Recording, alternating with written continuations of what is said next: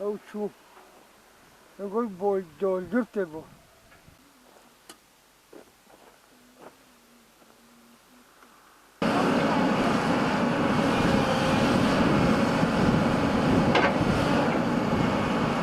Son 3 yıldır bizim bölgeye gelen huzurun bayağı bize faydası dokundu. Bu huzurun böyle devam etmesiyle beraber millet de bağ bahçesine yönlendi. Biz de çalışıyoruz bu esnada. Bu iş makinesi operatörüyüm. Taş kırıyorum, arazi temizliyorum. Millet de hiç durmadan hem arazilerini temizliyor hem de ekmeğimi çıkarıyorum bu esnada.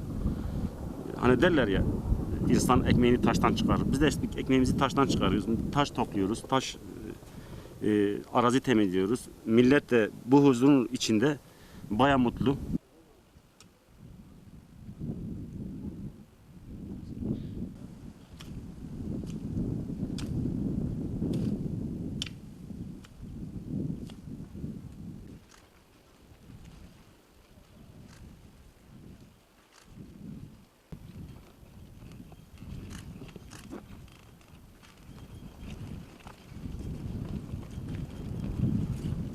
Biz özellikle bu bülbül alanını tamamıyla cevize dönüştürmek istiyoruz. Yani Sırnak'ın böyle güzel bir köşesi olsun istiyoruz.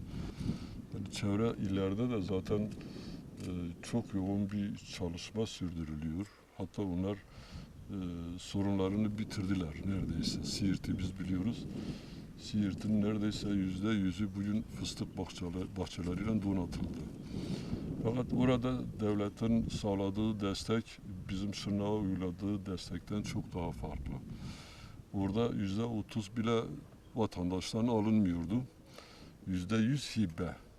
Yani bütün ihtiyaç devlet tarafından karşılanıyordu. Ve hatta orada bizim bildiğimiz bir vali ilgilendi bu programdan. Vatandaşı bir yerde de zorluyordu, dayatıyordu. Ve bugün yani Siirt'in her tarafı ilçeleriyle birlikte fıstık bahçeleri haline getirildi. Biz özellikle komşumuza bakarak ondan ders almak istiyoruz. Şırnak'ın fıstık olabilecek alanları Siirt'inkinden kat be kat daha fazla. O açıdan yani Siirt'te sağlanan imtiyaz neyse onun da Şırnak'a sağlanmasını biz istiyoruz. Bugün biz biliyoruz yani vatandaşlarda bayağı bir talep var. %30 vermek istemesine rağmen devlet bu ihtiyacını henüz karşılamıyor. Yani talep var fakat bu talepler şimdilik karşılanmıyor. Bu açıdan bizim özellikle istediğimiz devletin bu konuda bir hassasiyet göstererek halkın bu talebini ciddi bir şekilde dikkate almasını biz istiyoruz. Şırnak'ta boş duran çok geniş tarım alanları var. Ve fıstığa da burası çok uygun. Biz biliyoruz yani menengiç ağacının yetiştiği yerde bıtım ağacı yani bu fıstığın ana yurdudur yani. O açıdan Şırnak'ta bir 10 yıllık bir böyle programlı planlı bir çalışma yapılacaksa bence bu Şırnak'ı bir yerde kurtarır, ihya eder.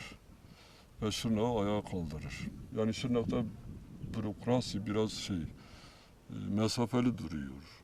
Yani daireye kapanmış, alana, sahaya açılmıyor. Halkın bu tür taleplerini de karşılamıyor.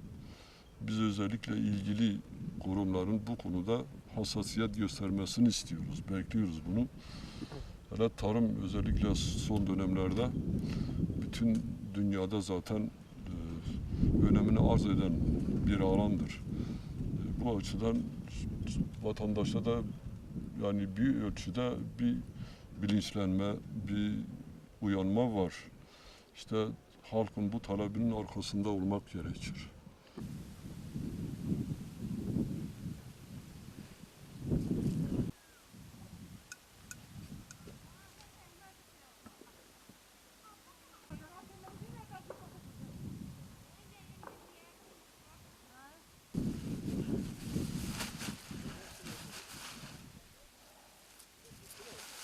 Burada Bülbül mevkiinde biz düzenle bu taşları temizleyip yerine domates ekmişiz, salatalık ekmişiz, patlıcan, biber ekmişiz. Şu anda bir huzur ortamı vardır. Biz gece saat 8-9'a kadar burada bu tarlamızda kalıyoruz. Evet, herkes yazlık, kendi bahçelerinde yazlık ev yapmış.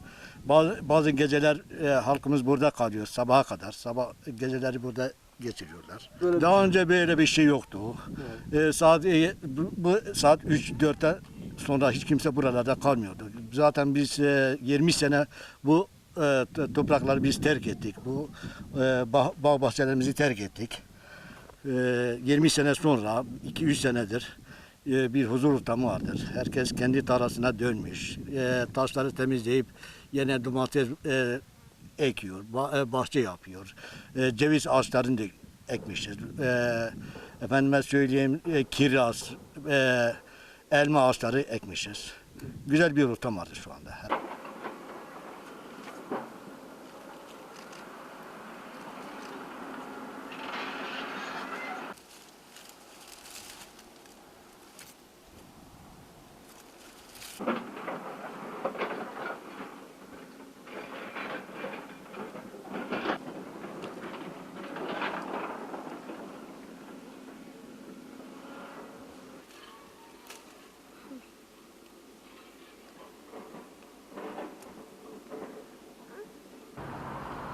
...74 bin metre tül tel, 20 bin metre, 20 bin adet tel direk ve 9 bin kilograma yakında gergi telleriyle beraber 1400 dekar alanda kapama meyve bahçelerini gerçekleştirdik.